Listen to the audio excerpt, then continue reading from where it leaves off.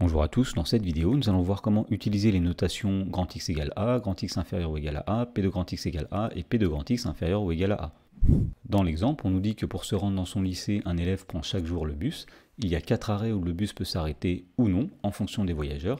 Alors on note grand X, la variable aléatoire qui est égale au nombre de fois où le bus s'arrête durant le trajet de cet élève. Et on nous dit qu'une étude statistique a permis de montrer que la loi de probabilité de grand X est la suivante. Donc dans la première ligne, nous avons les valeurs possibles de la variable grand X, 0, 1, 2, 3 et 4, autrement dit, le bus peut s'arrêter 0 fois, 1 fois, 2 fois, 3 fois ou 4 fois. Et dans la deuxième ligne, nous avons P de grand X égale XI, c'est-à-dire la probabilité que grand X prenne chacune de ces valeurs. Par exemple, la probabilité que le bus s'arrête 0 fois est de 0,05, la probabilité que le bus s'arrête une fois est de 0,15, etc. Dans la première question, on demande de décrire par une phrase l'événement grand X égale 2, puis de déterminer sa probabilité P de grand X égale 2. Mais avant de faire ça, on va rappeler ce que signifient ces notations.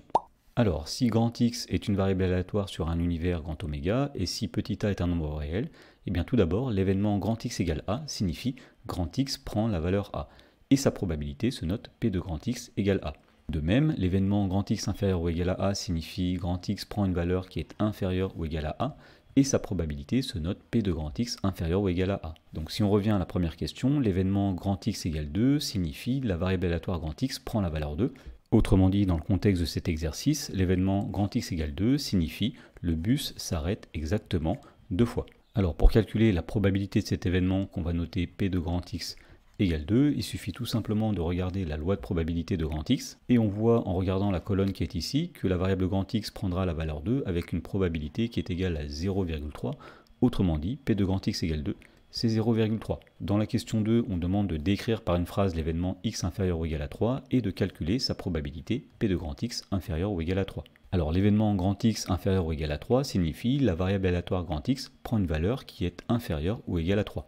Et donc dans le contexte de cet exercice, on peut dire que l'événement grand X inférieur ou égal à 3 signifie que le bus va s'arrêter 0, 1, 2 ou 3 fois, autrement dit, le bus va s'arrêter au plus 3 fois. Alors pour calculer la probabilité de cet événement, c'est-à-dire P de X inférieur ou égal à 3, on va encore une fois utiliser la loi de probabilité de grand X, mais avant ça on va décomposer l'événement X inférieur ou égal à 3 en 3 événements qui sont incompatibles ou disjoints. L'événement X inférieur ou égal à 3, c'est soit X égale 0, soit X égale 1, soit X égale 2, soit X égale 3. Et donc, puisque ces événements sont disjoints ou incompatibles, eh bien on va dire que P de X inférieur ou égal à 3, c'est P de grand X égale 0, plus P de grand X égale 1, plus P de grand X égale 2, plus P de grand X égale 3. Alors, d'après le tableau, on sait que P de grand X égale 0, c'est 0,05, P de grand X égale 1, c'est 0,15, P de grand X égale 2, on sait que c'est 0,3, et enfin P de grand X égale 3, c'est 0,35. Et donc en calculant cette somme, on obtient que P de grand X inférieur ou égal à 3, c'est 0,85.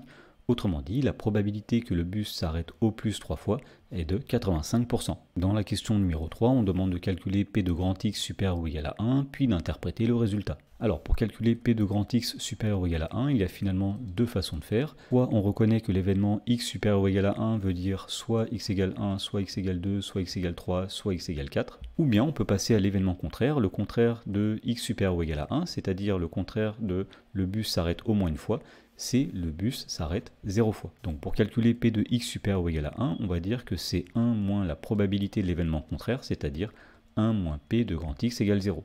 Autrement dit, ici, nous avons 1 moins 0,05, c'est-à-dire 0,95. Et on peut vérifier que si on avait calculé P de X supérieur ou égal à 1 en faisant P de X égale 1, plus P de X égale 2, plus P de X égale 3, plus P de X égale 4, on aurait obtenu aussi 0,95. Voilà, donc il nous reste maintenant à interpréter ce résultat. Eh bien, on va dire que la probabilité que le bus s'arrête au moins une fois, c'est-à-dire que X soit supérieur ou égal à 1, est de 95%.